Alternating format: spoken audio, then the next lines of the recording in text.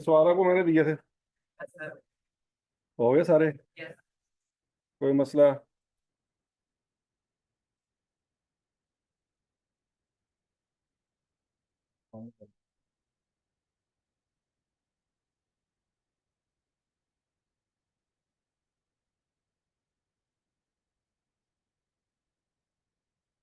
अच्छा जी। 9.1, 9.2, 9.3 हो गए जी।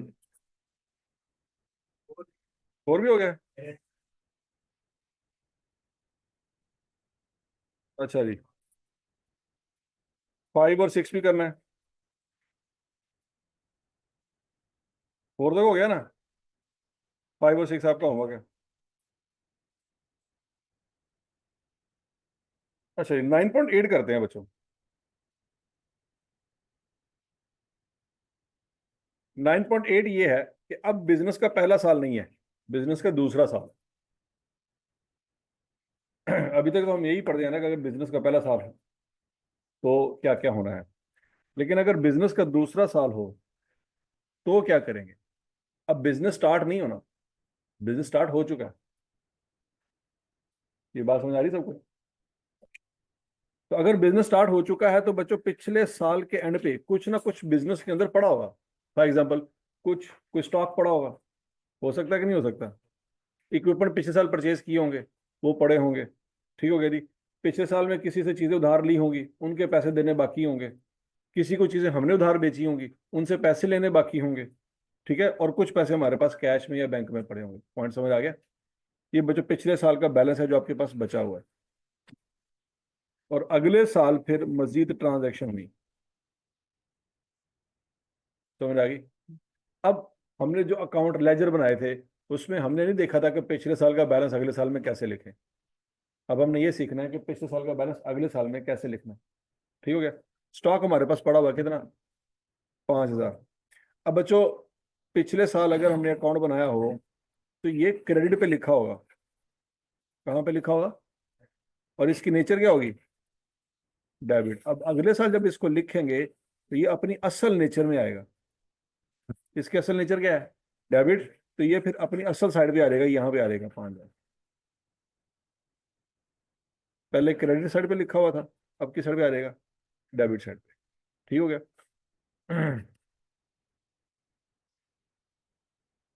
यहाँ तक कि समझ लगी बात? बच्चों इसके साथ लिखा हुआ है बीडी। क्या लिखा हुआ है?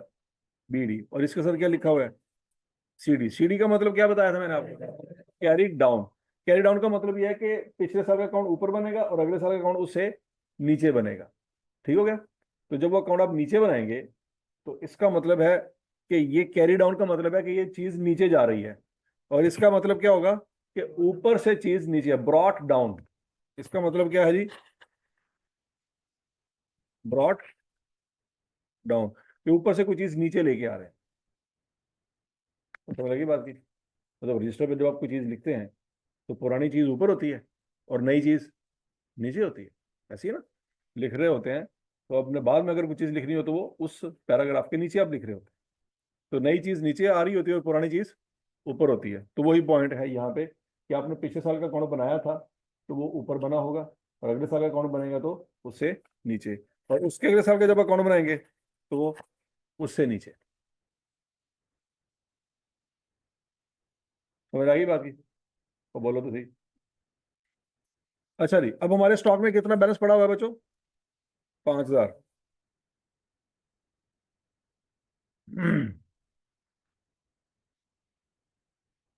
कितना बैलेंस पड़ा हुआ है? 5,000। तो बच्चों 5,000 यहाँ पे ब्रॉड डाउन लिखेंगे। लिखे जरा शाबाश, जल्दी करें।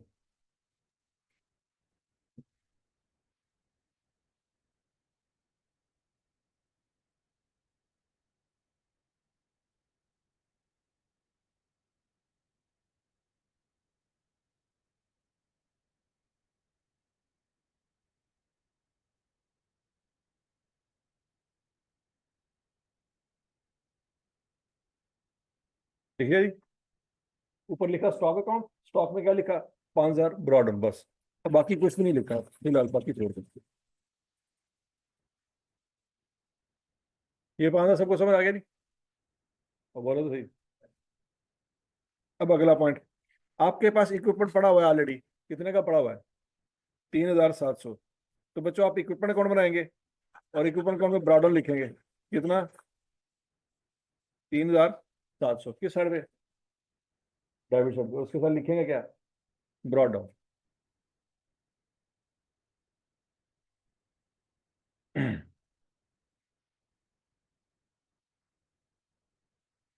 लिखिए जी।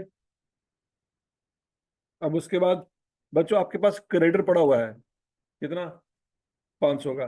इसको किस साइड पे लिखेंगे, डेबिट साइड पे। आवाज नहीं आई। ये लाइबिलिटी है, क्रेडिटर कौन है, तो लाइबिलिटी की नेचर क्या होती है, क्रेडिट। तो एक ही साइड पे लिखेंगे, क्रेडिट साइड पे लिखेंगे। ठीक है जी।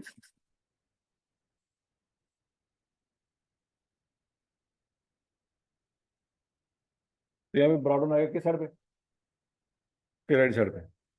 फिर उसके बाद डेटर है AB लिमिटेड 300 का, किस साइड पे लिखेंगे, आवाज नहीं आई।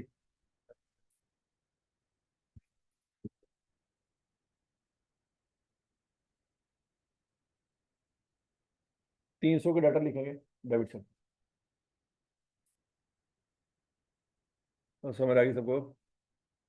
फिर उसके बाद बच्चों बैंक बैलेंस है कितना, 1,200। इसकी नेचर क्या होगी, डेबिट। क्यों, एसेट है, एसेट की नेचर डेबिट होती है।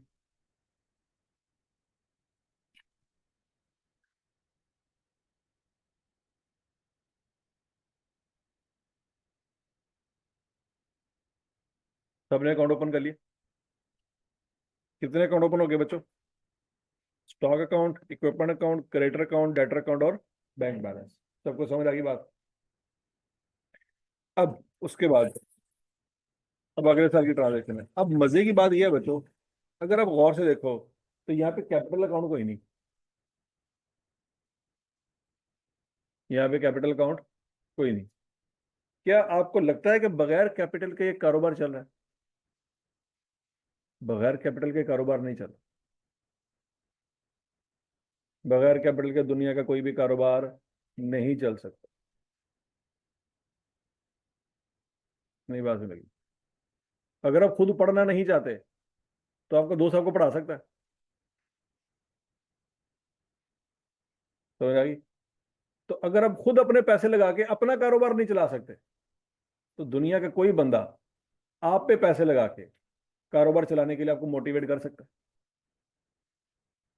पहले आप खुद रिस्क लोगे, फिर दुनिया आप पे यकीन करेगी, फिर वो आप पे पैसा लगाएगी। खुद रिस्क नहीं ले सकते तो दुनिया का कोई भी मोटिवेशनल स्पीकर आप पे पैसे नहीं लगा सकता। क्या मेरे को पैसे फाड़ दे तो कारोबार शुरू कर, इम्पॉसिबल। आपकी नीयत नहीं है या आपके अंदर वो करंट ही नहीं है कारोबार करने का, तो दुनिया का कोई भी बंदा आपको लाख रुपया भी दे दे, महीने भर तबाह करके बैठे होंगे सारा। समझ आ रही बात। तो ऐसा हो नहीं सकता कि ये कारोबार चल रहा है और बगैर कैपिटल के चल रहा है। मसला यह सवाल में उसने कैपिटल दिया ही नहीं, लेकिन ये बात मानी नहीं जा सकती कि बगैर कैपिटल के कारोबार चल रहा है। कौन सा लगे, एक है कि उसने डाटा नहीं दिया और एक है कि हम ये समझ लें कि था ही नहीं। ये जो समझ लेना का कैपिटल था ही नहीं, ये सबसे बड़ा झूठ है। ऐसा हो नहीं सकता। हाँ, उसने डाटा नहीं दिया। अब हम सोचेंगे यार होना तो चाहिए कैपिटल, कैपिटल के बगैर कारोबार नहीं चल सकता। अच्छा, अब उसने नहीं दिया तो क्या करें। हमारे पास एक जुगाड़ है कैपिटल निकालने। मैंने आपको एक सवाल करवाया था जिसमें मैंने आपके कहा था कि कैपिटल निकालो, याद है कुछ कुछ। एक सवाल था जिसमें मैंने आपको कहा था कैपिटल निकालो। उस सवाल में कैपिटल आपने कैसे निकाला, पैसों में से लाइबिलिटीज को। तो यहाँ पे भी जरा गौर से देखो आपको क्या क्या दिया हुआ है। एसेट दिए हुए हैं, लाइबिलिटीज दी हुई है, तो उसको क्या कर लो, मल्टीप्लाई, डिवाइड, माइनस कर लो। चलो शाबाश करो।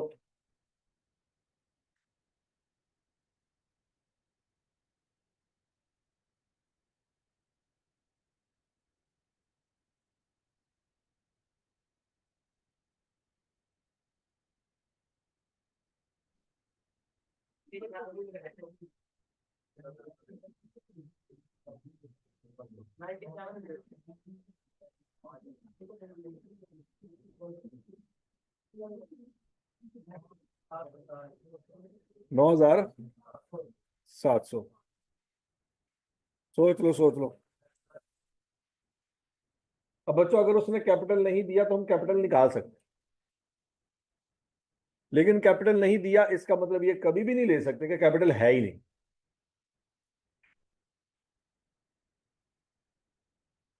तो समझ आ गया। ये बंदा घर से पता नहीं शायद 9,000 रुपये घर से लेके आया होगा, 700 रुपये इसने कमाया होगा, या 5,000 घर से लेके आया होगा, 4,700 इसने कमाया होगा, हमें नहीं पता। लेकिन ये पिछले साल के एंड तक क्लोजिंग कैपिटल इसका कितना है? 9,700। क्या ये बात सबको समझ आ गई है? तो बच्चों सबसे पहले अब यहाँ पे हमने कैपिटल अकाउंट क्लियर करना। कैपिटल अकाउंट कितना है? 9,700। किस साइड पे लिखेंगे? डेबिट या क्रेडिट? कैपिटल की नेचर क्या होती है? क्रेडिट नेचर होती है, तो क्रेडिट साइड पे 9,700 लिखेंगे। अब उसने सवाल में दिया नहीं था, आपने वर्किंग करके निकाला है, तो साथ वर्किंग का हवाला देंगे कि 9,700 निकाला कैसे।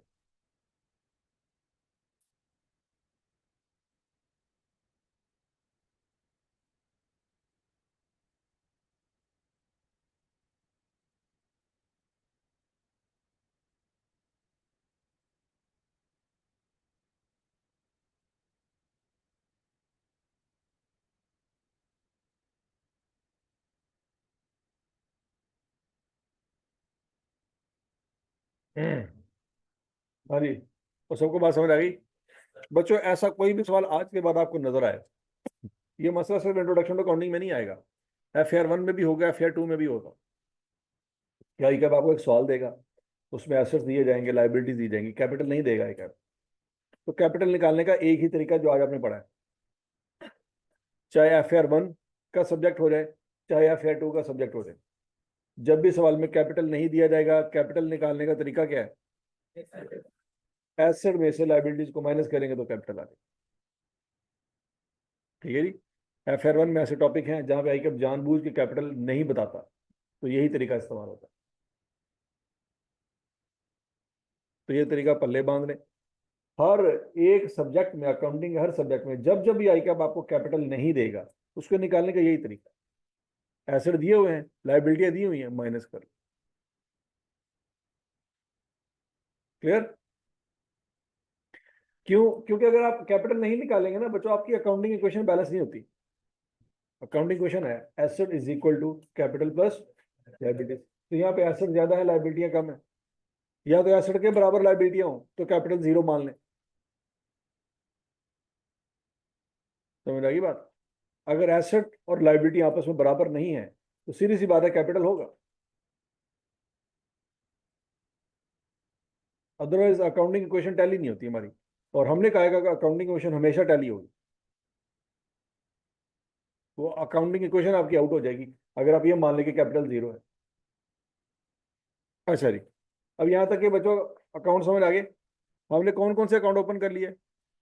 स्टॉक, इक्विपमेंट, क्रेडिटर, डेटर और बैंक और कैपिटल। 3 और 3 6 अकाउंट हमने ओपन कर लिए। अब वो कहता है जी अगले साल या अगले महीने ये ट्रांजेक्शन हुई, sold goods amount received in cheque 3200, क्या एंट्री पास करेंगे बच्चे? अब ऐसा ना हो कि आपसे जर्नल ही ना बने, हम फाइनेंशियल स्टेटमेंट तो पहुंच गए हैं और पीछे से जनरल का बेड़ा गर्क हुआ पड़ा। हाँ जी, एंट्री ध्यान से, क्या डेबिट करें क्या क्रेडिट करें? बैंक में इजाफा हुआ तो बैंक को क्या करेंगे? डेबिट करेंगे। और सेल इनकम में इजाफा हुआ, सेल को क्या करेंगे? बात समझ लगी? लेजर में लिखने का तरीका क्या था भला?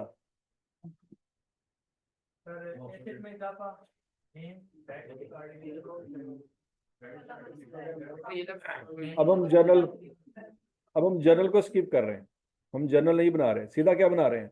लेजर बना रहे हैं। तो बैंक अकाउंट में किस साइड पे क्या लिखेंगे? बैंक अकाउंट में डेबिट साइड पे क्या लिखेंगे? और अमाउंट कितनी लिखेंगे? क्या ये बात में लगी? सेल अकाउंट में किस साइड पे क्या लिखेंगे? सेल अकाउंट में क्रेडिट साइड पे बैंक लिखेंगे और साथ अमाउंट लिखेंगे 3200। पॉइंट समझ आ गया? कि अगर जनरल स्किप करके सीधा लेजर पे चले जाएं तो बन जाएगा, ये परेशान हो जाएंगे कि बैंक क्रेडिट क्यों हो रहा है सेल अकाउंट में और सेल डेबिट क्यों हो रही है बैंक अकाउंट में। तो समझ आ रही बात? अच्छा जी, अब बच्चों जरा देखो, हम सबसे पहले सेल अकाउंट में 3200 लिखेंगे क्रेडिट साइड पे। अच्छा, क्या सेल अकाउंट उसने सवाल में दिया था? नहीं दिया था, तो सेल अकाउंट हम शुरू से बना रहे हैं। अब जरा गौर से देखें, इसमें कोई ब्रॉडर बैलेंस लिखा हुआ है? इसमें कोई ब्रॉडर नहीं है, क्योंकि ये हम जीरो से अकाउंट बना रहे हैं।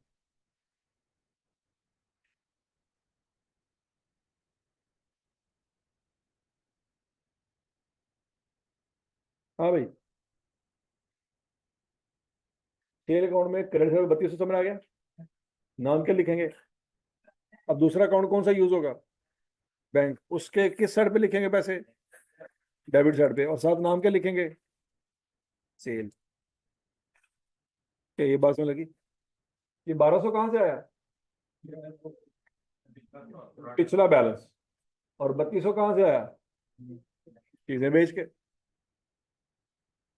क्लियर? ये एंट्री समझ आ गई सबको? अगला point, sold goods to A B limited on credit 600।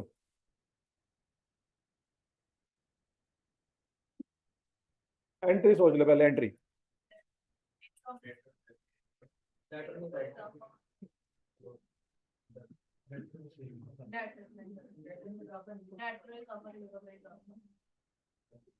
किसमें इजाफा हुआ, किसमें कमी हुई? डेटर में इजाफा हुआ, सेल में कमी हुई, सेल में भी इजाफा हुआ। अच्छा, डेटर में इजाफा हो तो क्या करते हैं? डेबिट करते हैं। और सेल में इजाफा हो तो? अब हम जर्नल नहीं बना रहे, ये बातें तो हो रही है जर्नल की, लेकिन जर्नल तो बना ही नहीं रहे, हम बना रहे सीधा लेजर। अब किस अकाउंट को डेबिट करेंगे? डेटर अकाउंट को डेबिट करेंगे। कितने से? आवाज नहीं आई। किस अकाउंट को क्रेडिट करेंगे? सेल अकाउंट को क्रेडिट करेंगे। तो बच्चों, डेटर का नाम क्या है जी?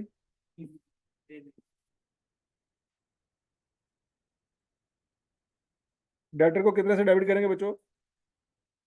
आवाज नहीं आई। 600 से। और नाम क्या लिखेंगे? सेल। और सेल अकाउंट को बच्चों क्या करेंगे? क्रेडिट करेंगे। और नाम क्या लिखेंगे? डेटर। क्या डेटर अकाउंट आपने बनाया है? वो बनाया है। साथ साथ ये ट्रांजेक्शन नोट करते जाए साहब।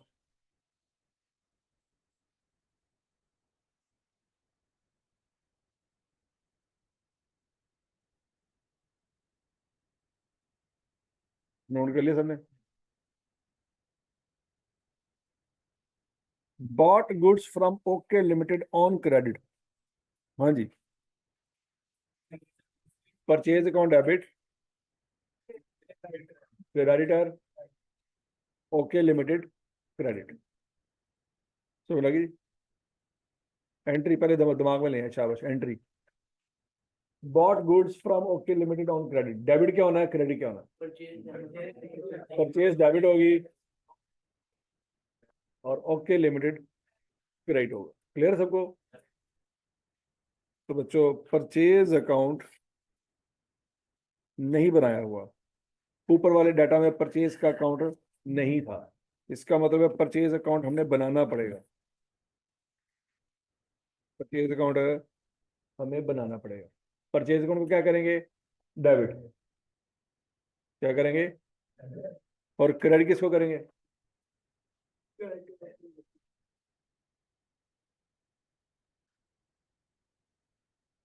क्रेडिट करेंगे बच्चों क्रेडिटर ओके लिमिट को, और उसके साथ नाम क्या लिखेंगे?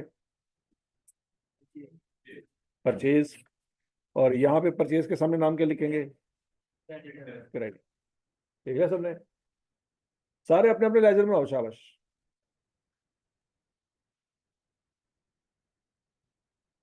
परचेज को डेबिट किया है और क्रेडिटर को क्रेडिट किया। जो बात समझ नहीं आई पूछ ले, शाबाश। यहाँ तक सब क्लियर है?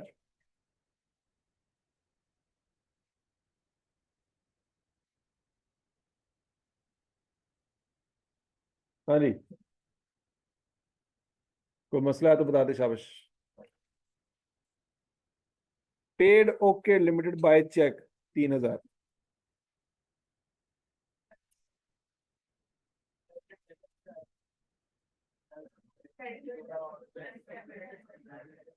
क्रेडिटर ओके लिमिटेड क्या हुआ है? डेबिट। और बैंक क्रेडिट। ओके लिमिट कितने से डेबिट हुआ बच्चों? 3,000 से। तो आप जरा गौर से देखें, ओके लिमिटेड में 3,000 रुपया डेबिट साइड पे आ रहा है, साथ नाम क्या आ रहा है? बैंक। लिख लें, शाबाश। क्रेडिटर ओके लिमिटेड के डेबिट साइड पे 3,000 रुपये लिखेंगे और साथ नाम लिखेंगे बैंक।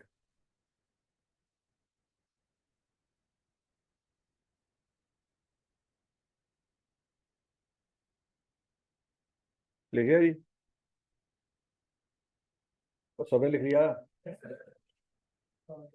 और बैंक बैलेंस, बैंक अकाउंट में क्या लिखेंगे बच्चों?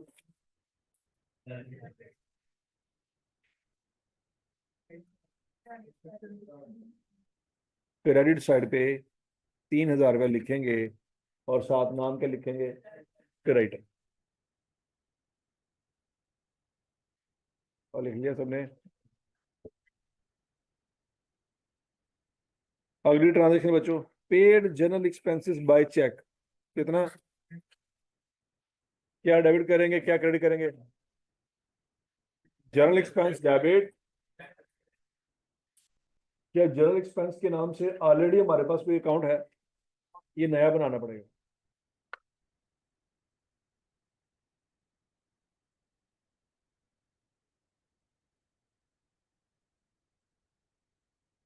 अरे,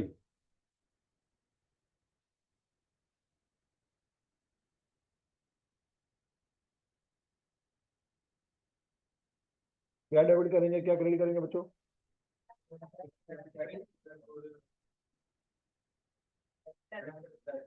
जनरल एक्सपेंस डेबिट करेंगे और साथ नाम क्या लिखेंगे? बैंक।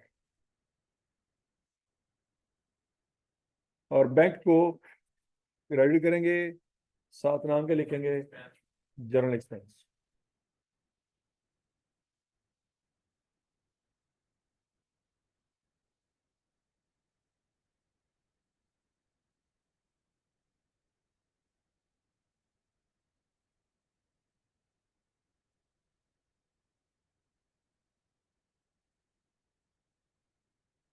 ठीक है जी? A B limited paid by cheque 300। अब ये ए बी लिमिटेड कौन है? डेटर। उसको पैसे देने हैं, उससे पैसे लेने। कितने पैसे लेने हैं?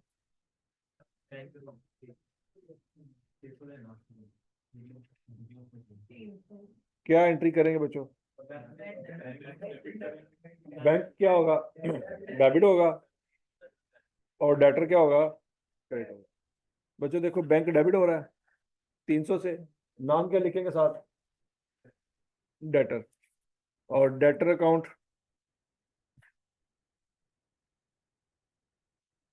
डेटर अकाउंट क्रेडिट हो रहा है,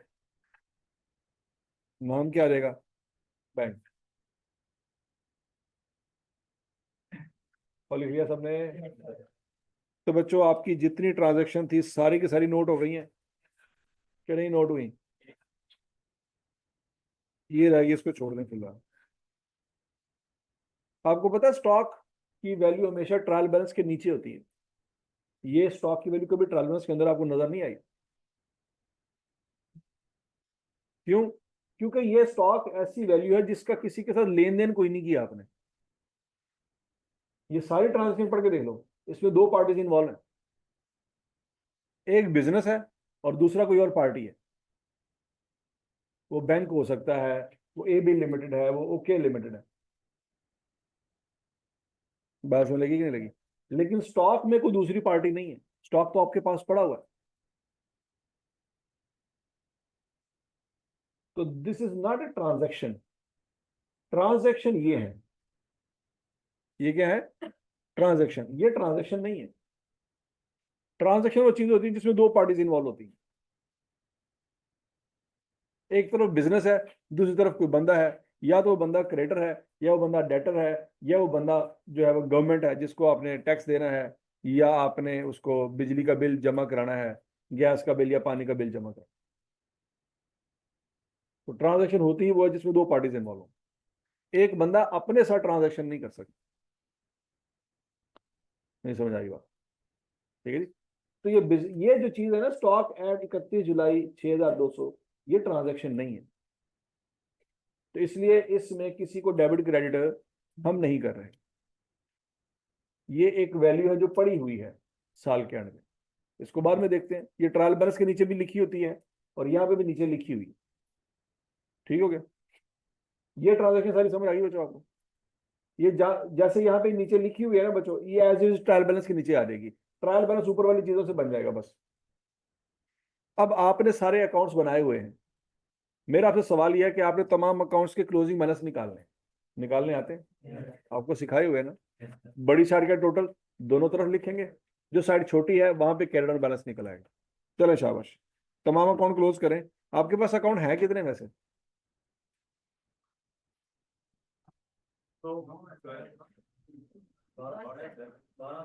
हाँ जी, अकाउंट ही मैच नहीं कर रहे। और 12 वाले उधर के थे। तीन अपने को अकाउंट बना के बैठे रहे, दादाबू का, पापा का, मेरा। हाँ जी बच्चे, ब्रॉडन अहमद रजा, ब्रॉडन में क्या चीज आपको समझ नहीं आई? देखिए, ब्रॉडन का कंसेप्ट ये है कि जो बैलेंस जिस नेचर का है उसको उस साइड पे लिख दें। स्टॉक की नेचर डेबिट है, उसको डेबिट साइड पे लिख दें। इक्विपमेंट की नेचर डेबिट है, डेबिट साइड पे लिख दें। क्रेडिटर की नेचर क्रेडिट है, क्रेडिट साइड पे लिख दें। डेटर की नेचर डेबिट है, डेबिट साइड पे लिख दें। बैंक बैलेंस की नेचर डेबिट है, डेबिट साइड पे लिख दें। बस ये करना है आपको। ठीक है अहमद रजा, बात समझ आ गई आपको?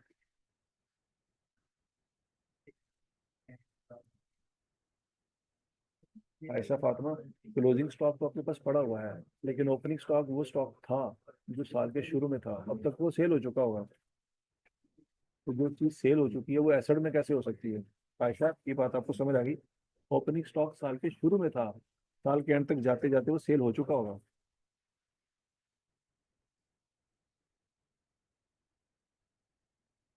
अच्छा अच्छा, अहमद रजा, आपको समझ आ गई बात की नहीं आ गई? चलो शाबाश, क्लोजिंग बैलेंस निकालें जल्दी जल्दी जल्दी।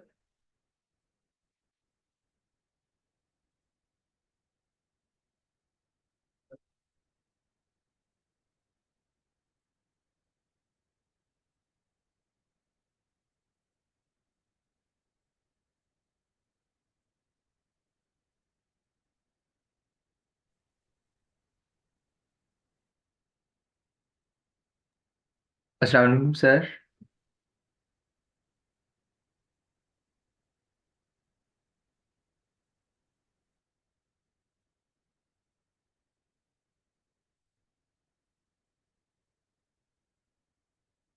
मुझे बताइए, मैसेज करें।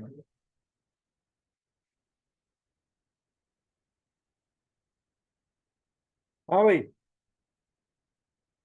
कर ले शाबाश।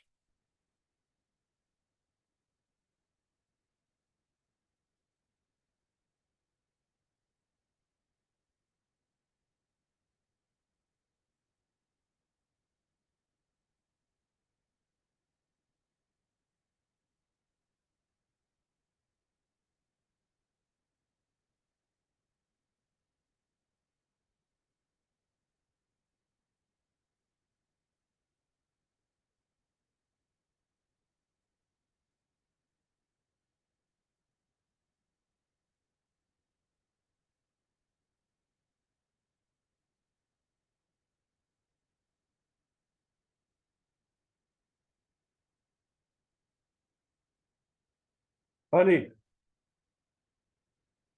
हो गया जी।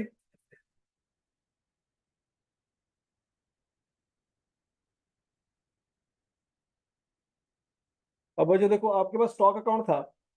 इस अकाउंट में तो कोई ट्रांजैक्शन रिकॉर्ड नहीं हुई, ना कुछ डेबिट हुआ, ना कुछ तो बच्चों वही बैलेंस टोटल नीचे आ जाएगा, वही उस तरफ टोटल में लिखेंगे और वही वहां पे कैड होना रहेगा। समझ आ गई बात? ये कौन सबको समझ आ गया? इस साइड में बैलेंस लिखा 5,000, उस साइड में तो लिखा कख नहीं था। यही नीचे टोटल, यही टोटल, उस तरफ टोटल, और वही ऊपर कैड ऑन। तरीका समझ आ गया? अब इक्विपमेंट के अकाउंट में बच्चों कोई ट्रांजेक्शन नहीं हुई। इक्विपमेंट में डेबिट साइड पे लिखा हुआ था 3700, वही 3700 नीचे टोटल में आ जाएगा, वही टोटल उस तरफ टोटल में लिखेंगे और ऊपर कैड ऑन भी 3700 आ जाएगा। तरीका समझ आ गया? अब उसके बाद है बच्चों क्रेडिटर की बारी। क्रेडिटर में ओपनिंग बैलेंस आपके पास 500, कितना बैलेंस था? मजीद परचेज की कितने की?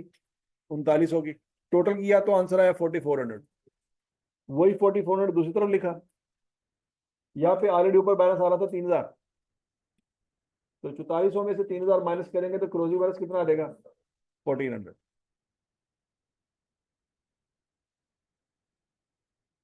और 1400 ही लिखा ना आपने कि नहीं? डेटर अकाउंट में बैलेंस कितना आया? टोटल बैलेंस है 900, लेकिन क्लोजिंग बैलेंस 600।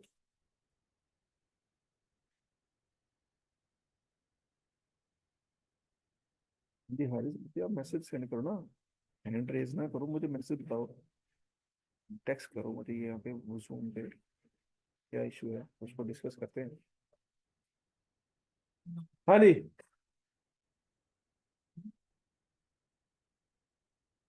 और डेटर अकाउंट क्लोज कर लिया सबने?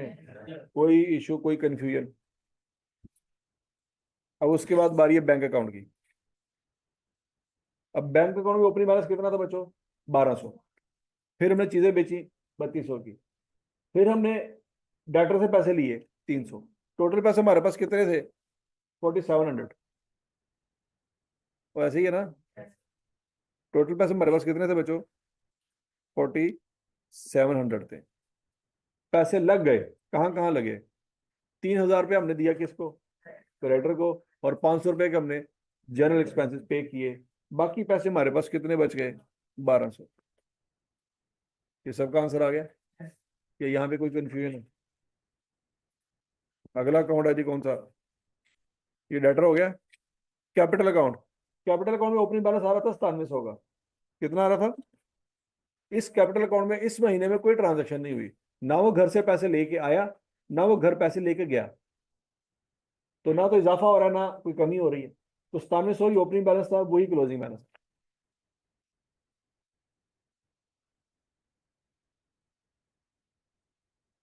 W-1 नहीं है, वर्किंग नंबर 1।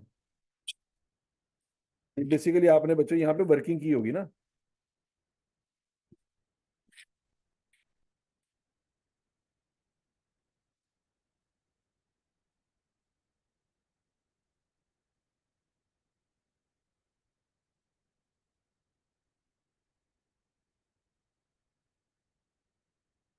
आपने यहाँ पे वर्किंग की होगी।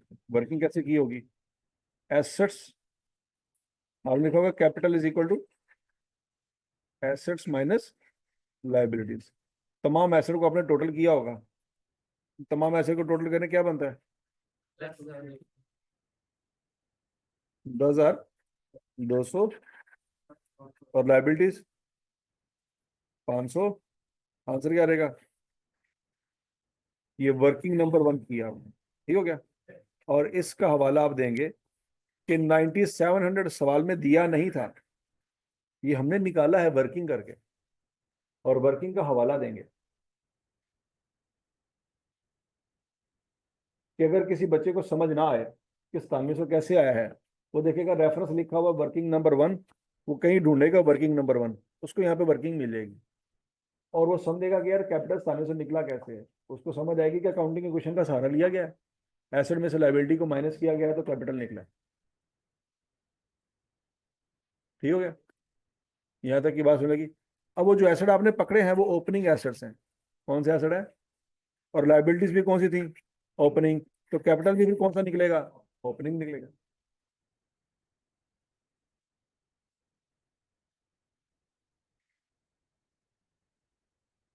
समझ लगी बात? तो इसलिए बच्चों वो ब्रॉड के तौर पे लिखा हुआ है, क्योंकि साल के शुरू का बैलेंस था 9700, लेकिन पूरे साल में कोई इजाफा नहीं हुआ, कोई कमी नहीं हुई। वही 9700 टोटल, वही टोटल इस तरफ टोटल, और वही कैरी डाउन।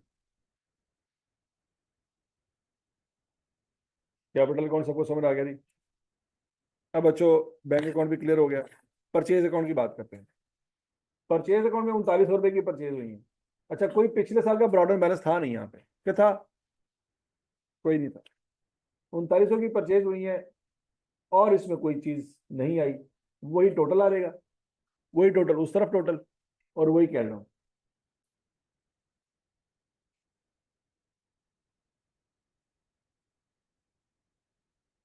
समझ आ रही बात है? फिर उसके बाद बच्चे जनरल एक्सपेंसेस, टोटल एक्सपेंसेस 500 के थे, डेबिट साइड पे 500 आ रहा है, वही टोटल में लिखेंगे, वही उस तरफ टोटल आ जाएगा, वही कैश डाउन आ रहेगा। तमाम के कैश डाउन समझ आ गए? बोलो बोलो बोलो बोलो। बच्चों अगर आपसे कहा जाए ट्रायल बैलेंस बनाओ, तो जितने कैश डाउन निकाले हैं सारे ट्रायल बैलेंस में पुट कर दें, और ट्रायल बैलेंस टैली होना चाहिए। चले जाओ।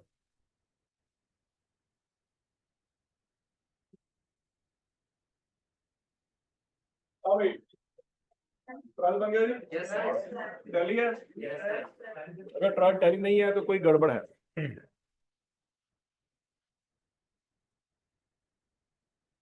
अच्छा जी, बच्चों सबसे पहले तो स्टॉक आ रहेगा 5000 का, ऐसी है। और ये ओपनिंग स्टॉक है, कौन सा स्टॉक है? आपने ट्रायल में ओपनिंग स्टॉक देखा हुआ है कि नहीं देखा हुआ? कोई सवाल किया था चैप्टर 7 में जिसमें कोई ओपनिंग स्टॉक हो, कि नहीं किया? 9.4, ठीक है। उसमें ट्रायल में ओपनिंग स्टॉक देखा था कि नहीं देखा था? इसका मतलब है ओपनिंग स्टॉक ट्रायल में होता है, क्लोजिंग स्टॉक ट्रायल में नहीं होता, ये बात याद है। तो ओपनिंग स्टॉक ट्रायल में इसलिए होता है क्योंकि आपने उसका अकाउंट बनाया था, क्लोजिंग स्टॉक का अकाउंट नहीं बनाया था, वो ट्रायल में नहीं है, वो ट्रायल के नीचे है। ठीक हो गया जी? इक्विपमेंट कितना है? 2700। क्रेडिटर ओके लिमिटेड कितना है? 1400। डेटर एबी लिमिटेड 600। Bank 1200। Capital 9700। Sale 3800। Purchase 3900। General expense 500। और ट्रायल आपका 10। यहाँ तक की बात लगी? अब बच्चों, आपने क्या करना है, घर जाके इस ट्रायल बैलेंस से फाइनेंशियल स्टेटमेंट्स बनानी है। क्या बनानी है? Financial statement. पहले क्या बनाना है? Income statement. वहां से क्या निकालेंगे? Net profit. फिर बैलेंस शीट बनाएंगे और नेट प्रॉफिट उसमें ऐड करेंगे, और बैलेंस शीट आपकी टैली होनी चाहिए, क्योंकि ट्रायल आपको टैली करके दिया गया। ट्रायल टैली है तो बैलेंस शीट टैली होनी चाहिए। हाँ, इस ट्रायल में बच्चों याद रखना, क्लोजिंग स्टॉक आएगा, क्लोजिंग स्टॉक इस ट्रायल के नीचे आएगा। कितना? 6200। तो क्लोजिंग स्टॉक को लिखेंगे जरूर, लेकिन ट्रायल के नीचे लिखेंगे बस। अब जब सेल में से कॉस्ट ऑफ सेल लिखते हैं तो क्या क्या आएगा बच्चों वहां पे? ओपनिंग स्टॉक भी आएगा, परचेज भी आएगी, और क्लोजिंग स्टॉक भी आएगा। ये क्लोजिंग स्टॉक वहां पे माइनस होगा। समझ आ गई? और फिर ये क्लोजिंग स्टॉक कहीं और भी आना है, बैलेंस शीट में एसेट के अंदर लिखेंगे। अच्छा, ओपनिंग स्टॉक बैलेंस शीट में एसेट के तौर पे नहीं आना। क्यों? क्योंकि ओपनिंग स्टॉक जब आपने लिया था उसको काफी टाइम गुजर गया, अभी शायद साल पूरा गुजर गया, तो क्या वो ओपनिंग स्टॉक अभी भी आपके पास पड़ा होगा? वो सेल हो चुका हो, वो अब आपका एसेट नहीं रहा। क्लोजिंग स्टॉक अभी वो माल है जो बचा हुआ है, आपके सामने, अपनी आंखों के सामने है।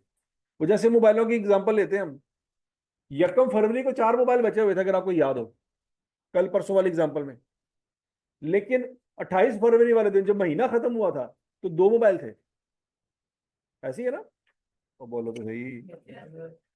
तो आपने क्लोजिंग स्टॉक में 2 मोबाइल लेने हैं कि 4 मोबाइल लेने हैं?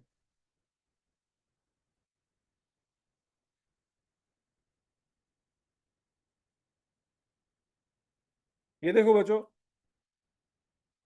ये आपको एग्जांपल दी गई थी, अब यहाँ पे देखें कि जनवरी में आपके पास 20 मोबाइल थे, कितने सेल किए थे? 16। कितने बचे हुए थे? 4 मोबाइल। तो 4 मोबाइल आपका ओपनिंग स्टॉक था। कौन सा स्टॉक था?